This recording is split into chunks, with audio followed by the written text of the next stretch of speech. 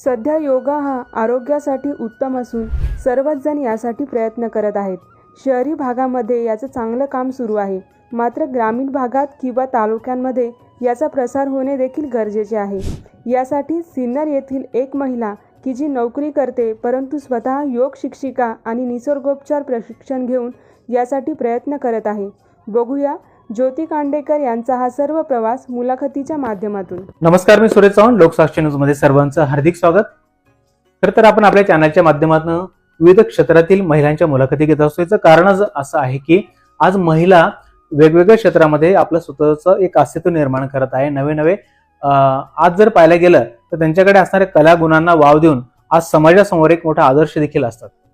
असंच एक व्यक्तिमत्व म्हणजे आज आपण सिन्नरमध्ये आलो आहोत. ज्योती कांडेकर मॅडम त्या एक योग शिक्षिका म्हणून काम करतात. त्याचबरोबर नॅचरोपॅथी देखील, निसर्गोपचाराचं देखील त्यांनी प्रशिक्षण घेतलेलं आहे. त्याचबरोबरीने त्या